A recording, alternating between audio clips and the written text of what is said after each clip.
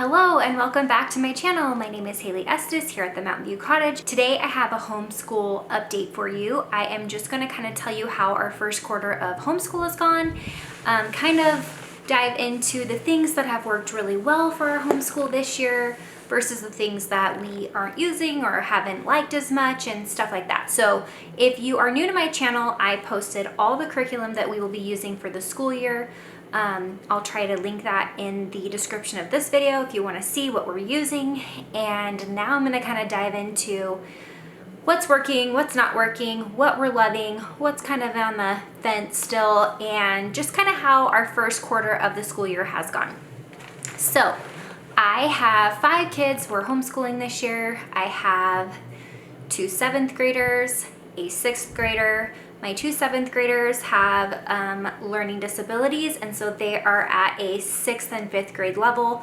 I talked all about that in their video, which I will link here. And then I also have a 3rd grader and a kindergartner this year. And it has been a super fun homeschool year. I have to say, I feel like our homeschool year has really started off on a very good foot. It's been a busy year for our family. We have had a lot of changes in our home. We are a foster family and we welcomed a teen into our home in May. And so we kind of got into a groove with her over the summer, but we're still kind of adjusting to things, and she started a new job at the beginning of the school year. So we were trying to figure out how to balance getting her to work and all of that, but it's gone really well. And thankfully we live close enough that it's not a huge burden to get her to and from work, and she can do a lot of it independently. And she also got her GED, which has been huge. And then we also have been doing respite for a newborn that's turned into a little bit more long-term than we intended. It was supposed to be for a weekend, and it's now been 2 weeks, and we're kind of hoping that maybe it will be permanent. She has kind of a unique story, and so there's a chance. She has a unique story and a unique set of circumstances, so there's a chance that she'll stay with us long term. So we've added a newborn, she's 1 month old, to the mix. So just at the end of the quarter, and we're on a little fall break right now, which has been perfect timing. So we haven't really schooled with her, but it's been a good season, a busy season, but a good season for our family. And I do feel like we have had a very good start educationally to our homeschool. Some of the things that we are loving.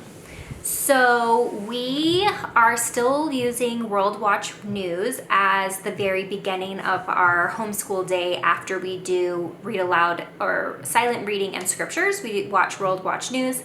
I'm still loving that. I feel like it's been a really good way to introduce my kids to topics that are happening around the world. And last year we watched World Watch News without subscribing to the channel. I'm a cheapskate. I didn't really want to pay for it.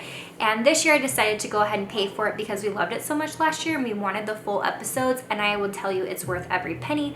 My kids love them. We love the bloopers on Friday. So if you're not familiar with World Watch News, it's a Christian worldview news company that is for kids. They're really good about censoring things that are inappropriate for younger kids, and they'll kind of give you a caution if there's something that might not be good for younger kids that you're watching the episode the day for, and it is unbiased.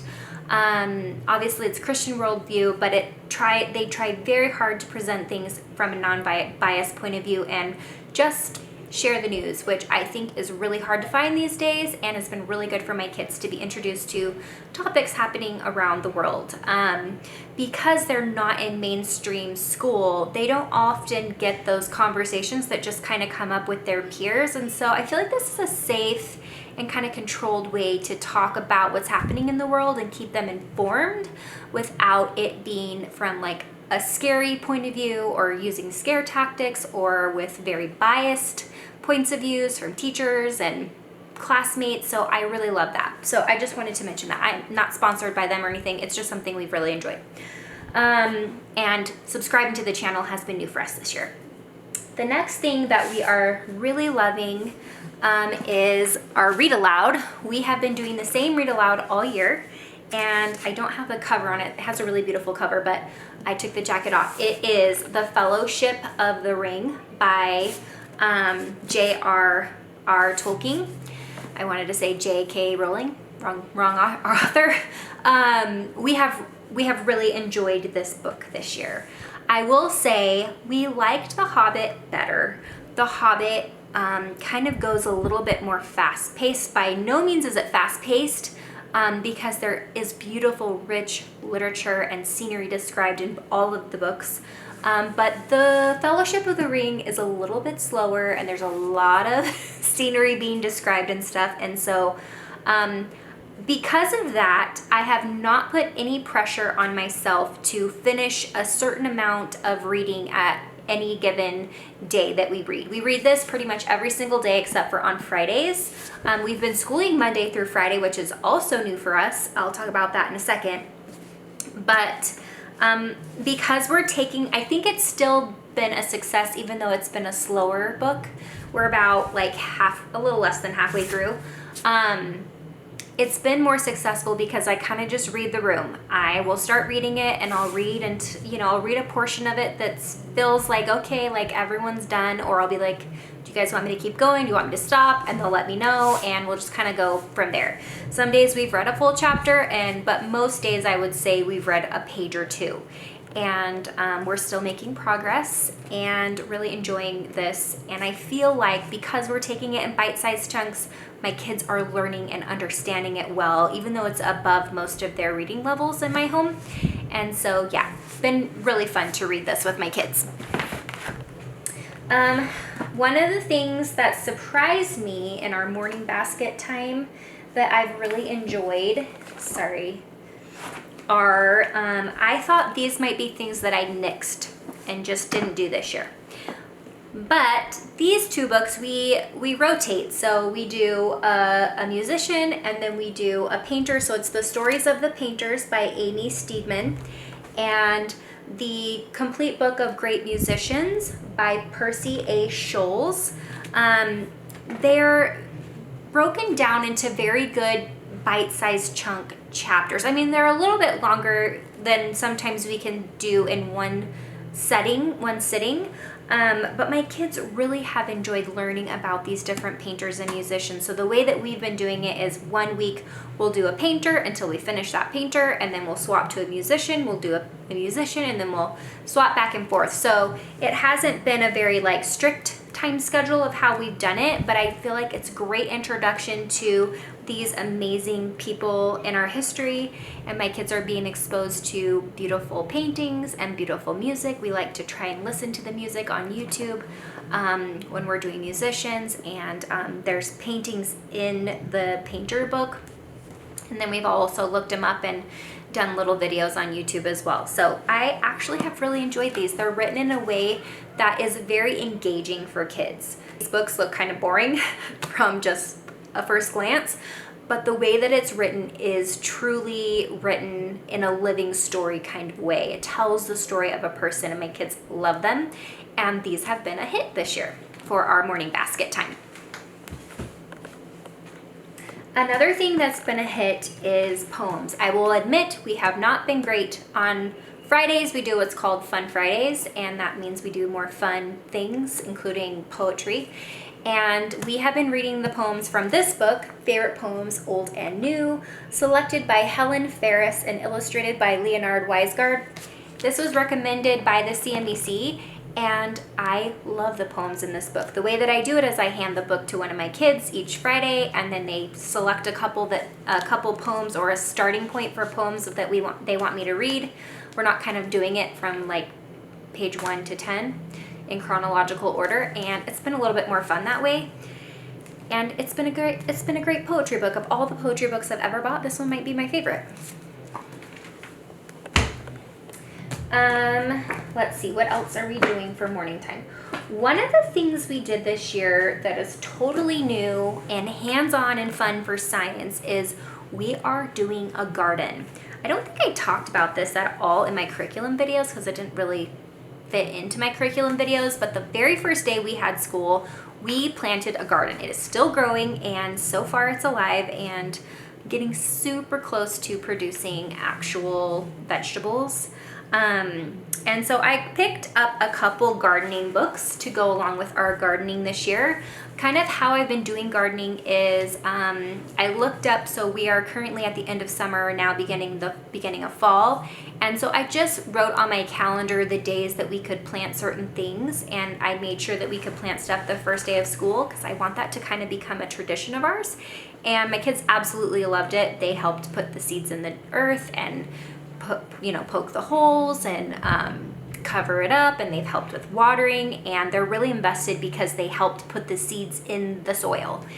And it's been really cool to watch them get excited about it. Every week we do a journal update, and they will draw a picture of what the garden looks like and then write about what the garden looks like and what changes have happened. And it's been like one of my most favorite science things we've ever done in homeschooling. This is our 4th year, and I wish I'd started gardening sooner. We've not lived in a home where we were staying permanently, and a garden just hasn't happened until now, and so it's been super fun. So we are using the Vegetable Gardener's Handbook. This is the Old Farmer's Almanac, and then we live in the Southwest, so I got Southwest Fruit and Vegetable Gardening, and we've had some issues with pests and animals and things, and so we've had to troubleshoot stuff, and it's just been really fun to kind of figure it out together because I've never done my own garden. I grew up with a dad who was an amazing gardener, but he just did it, and we enjoyed the fruits of his labor and helped pick the fruits of his labor, but it's been fun to do with my kids, so gardening has been a huge win.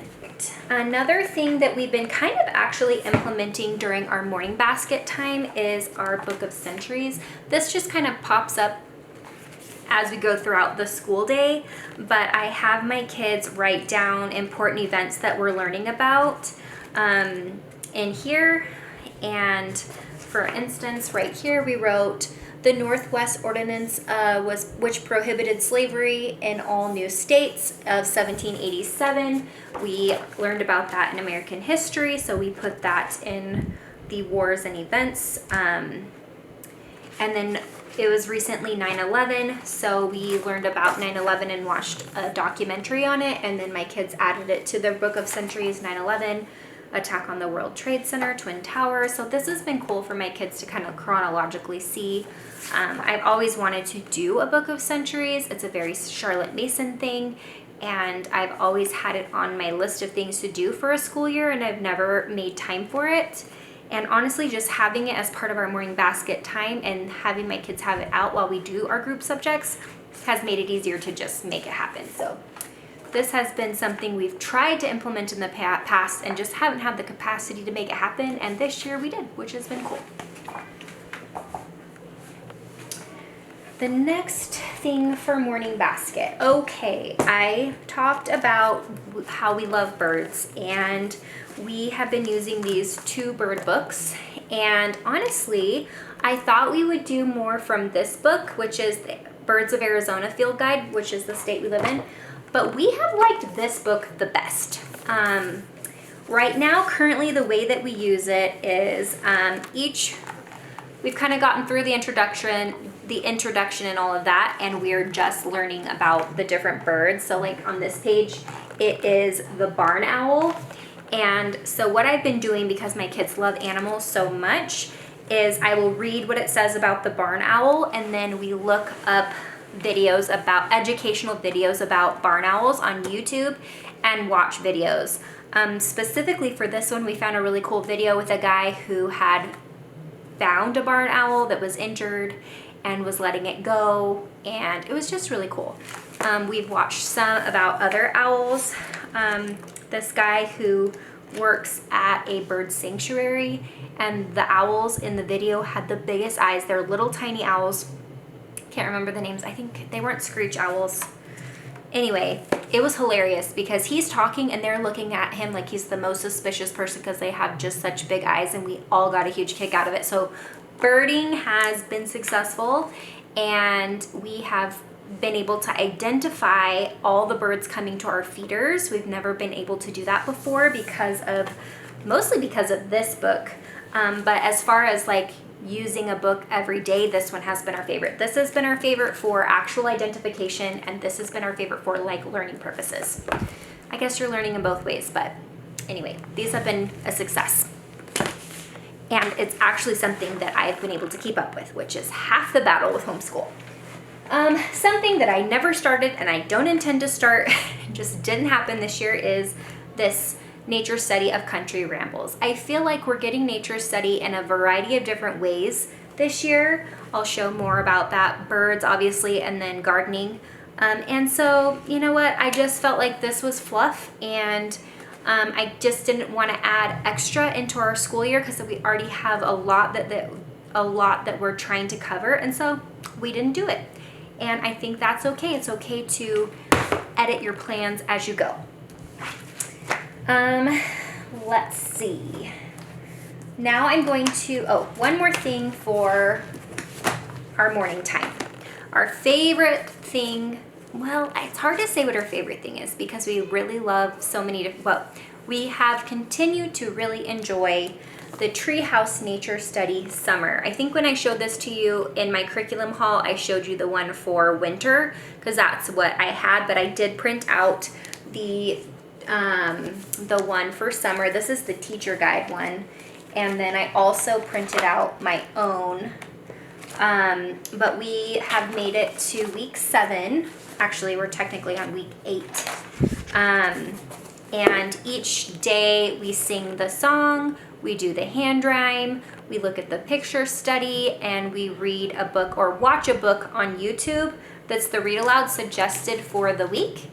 There's usually about 8 to 10 books suggested for each week, and each week is a specific topic for summer nature study.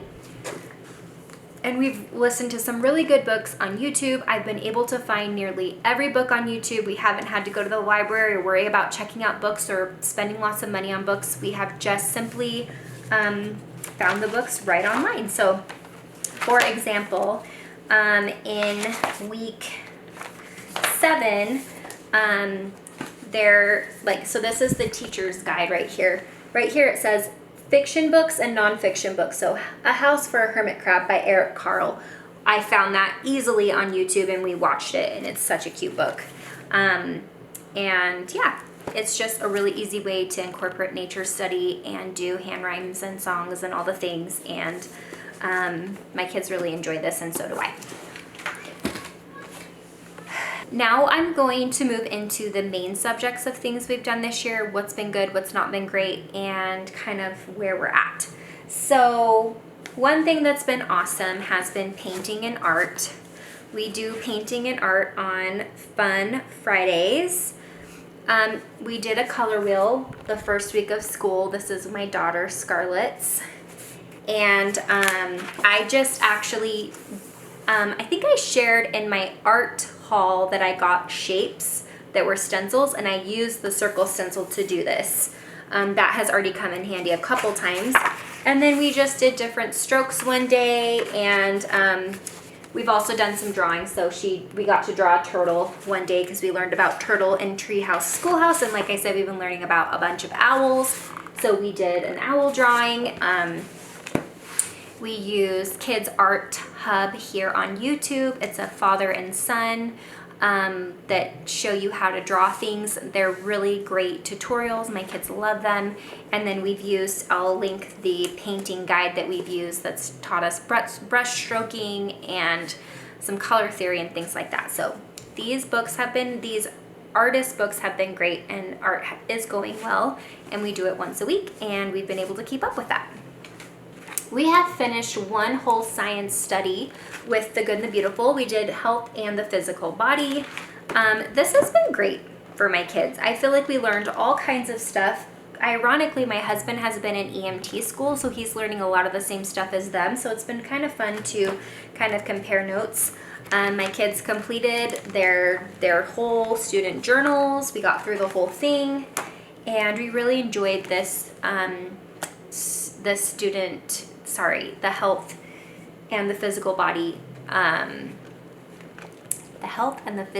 body, science unit by The Good and the Beautiful. The only thing I think I would do differently is I'd probably take it a little bit slower. We did one lesson 3 days a week, and I think what I probably should have done is broken it down. Maybe one lesson could have been broken down in 2 days because it's a lot of information.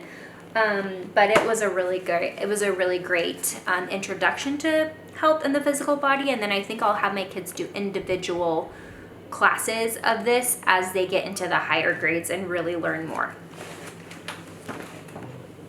The next thing, now that we are done with health in the physical body, we are doing the botany unit. I chose this because we've been gardening and it goes along perfect with gardening. It talks all about seeds and how like the parts of a plant, and one of the things you do is plant seeds and watch them grow, which we've already been doing. I guess I wish I just started with this because I think it would have been better to have started this at the beginning of the school year, timing wise, for what we've been doing with our garden, but this has been great. We're only on, I think, lesson 3, so we're just beginning this, but it's been great.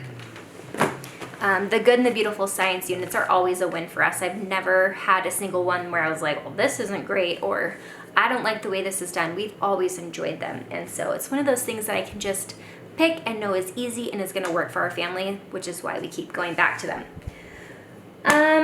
Let's talk about Shakespeare. I do have my Shakespeare book. So we have been reading The Tempest, and I will tell you, this is one of the things that I keep skimming off the top of our studies each week.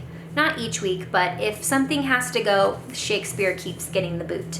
So we have done Shakespeare probably 4 times, but we've skipped a lot, and we were gonna just dive right into the play, but I've decided to bring out this book. I talked about this in my curriculum haul. It's the Charles and Mary Lamb Tales from Shakespeare. So they're just written in more modern language so that's easy to understand. And so we, I think actually the very first book in here is The Tempest. And so we just started reading this. We're only a couple pages in, but the way that these are written is amazing. My kids can fully understand what's happening, and it's funny. Like, you realize how funny the plays are. And so we have been doing Shakespeare. We haven't been great about it. Something we could do better, but honestly, I feel like for the season we're in and all the things we're trying to accomplish, I give us a pass on what we've been able to accomplish with Shakespeare. And I feel like anything that my kids are being introduced to Shakespeare, and that is my main purpose. And so if we're not doing perfect, then I'm okay with that. The next thing is we have done 2 read aloud books. I don't have one of them in front of me. It's The Life of Helen Keller. It was a very easy read. My kids absolutely loved it. I plan to watch the video of it that came out in the 90s. After we finished the book, it was really easy to get through. We got through it like in half the time I had planned for, which is great. And my kids loved learning about Helen Keller. They all wrote a book report afterwards, and I could tell they truly understood like the main ideas from her life and her story and the inspiration from her. And so it was just like a really good, like, positive homeschool win learning about Helen Keller. And we had like a free day kind of, and watched the movie one day when I was just kind of having a rough day. I needed a break, and it was perfect. So Helen Keller has been a great book. The next book we've been reading is Otto and the Silver Hand. This is written by Howard Pyle. I know so many people love this book, and it's highly recommended to read when you do the Renaissance and the medieval times. We have been struggling with this book. We're just having a hard time getting through it. We are like, I don't know, we're a little less than halfway, and we're just kind of trudging through it. I keep being like, we're just done with school and not doing this. This is usually the last thing we do, and I keep just like pushing it off because we're not loving it. So, I mean, it's a good story. There's great things about it. We're just struggling with it. So this has been like a 3 out of 5 star for us. That's all I'll say. There's nothing wrong with it. It's just not been our thing. History. The next thing I want to talk about, and the last thing I think I want to talk about, is history.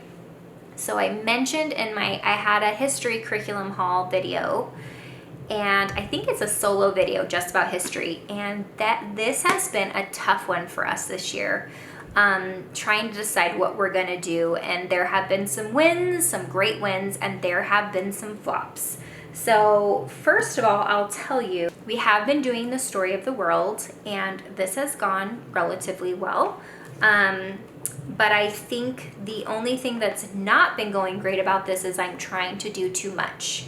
And so I decided the last couple of weeks to cut some stuff out, and I'll explain that to you in a minute. But we really are enjoying this book and learning about the Middle Ages.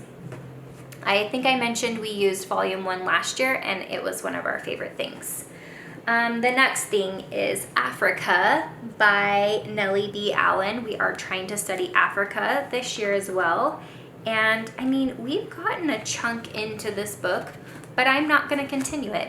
Honestly, there's nothing wrong with this book. It is written in rich language and is very story-like, but it's a little less, I don't love it as much as The Marvels of the Orient, which is also about Africa. And this is also written in story form, but it's more engaging and my kids like it more. And so I've decided that we just are doing too many things for history. So we are going to stop doing Africa and just focus on this and this for history, and I think this is going to be the winning combination. On that note, we have loved Marvels of the Orient. It is written so well. It's written in a very fun and engaging story about a son and his dad traveling across Africa and seeing these amazing world wonders, many of which don't even exist anymore. It paints a beautiful picture, and my kids know what's happening in the story and are following along. Every time we pick it up, they know where we're at because they really are enjoying this. So this has been a win, and I will probably continue to use the books, The Marvels of the Orient by Richard Hilburton, because we love it so much. And I also mentioned in my history curriculum hall that we were going to dedicate, I think it was Wednesdays or Tuesdays. It's Tuesdays. I said that we were going to dedicate Tuesdays to American history. Now, this book has also not been super successful for us. The main reason being that the chapters, and this is the concern I had before we started, that the chapters are very small lettering, lots of writing. Like one chapter is a lot. And we used Not Grass History, My Star-Spangled Story 2 years ago for American history, and it was amazing. Highly, highly recommend. And I plan to stop using this and go back to that because we didn't get through the entire thing. And I want to just keep doing American history once a week. And just this isn't bite-sized enough. The chapters are just too robust for us to get through them in one sitting, let alone only visit it once a week. If you were just doing American history, this might work for you if you were just reading this a couple days a week, but because we only are doing American history once a week, there's just not enough time, and my kids are bored when I'm reading it. We are learning things, and so I've just kind of picked through it and read little bits and pieces of each chapter, but because I have used Not Grass History, My Star-Spangled Story, I know how great that curriculum is and how well it worked for our family, and just the size and length of the chapters was better, and it's more colorful and beautiful, and there's like projects that you can do and books you can read with it. We've read all of them already, but we will not be continuing with this. So this was a fail for us, not because it's written poorly, but just it's not the right format for what we're trying to do. So I think that covers it for all of our group subjects. As far as individual subjects go for my kids, everyone is doing wonderful. They're all in the right levels that they should be. Everyone's in the right curriculum that they should be. So you can go back and see all of my curriculum picks broken down by grade level that I did earlier in the summer. But everyone is in the right things. I do have 2 kids with learning disabilities. We've been using master books for math and English language arts for them. It has been perfect for what they need, and I feel like they are progressing and moving forward, and they're needing some help, but it's not like I'm the crutch helping them with school and they can't do it without me, which has been the problem in years past, because I do want them to be able to do it independently. You know, some kids I help more than others, and then my 3 other kids who do not have learning disabilities are using the Good and the Beautiful across the board for English, language arts, and math, and that has been wonderful for all of them. I really feel confident and good about our individual school picks this year, and I haven't changed anything. So I hope you guys enjoyed this video. It's just kind of an update of how our school year is going, what we're liking, what we're not liking, what's been fun, what's been not so fun. But if you like these kinds of videos, please give this video a thumbs up and subscribe to my channel. I do videos every Thursday, and I hope that you'll come back. So thank you so much for being here.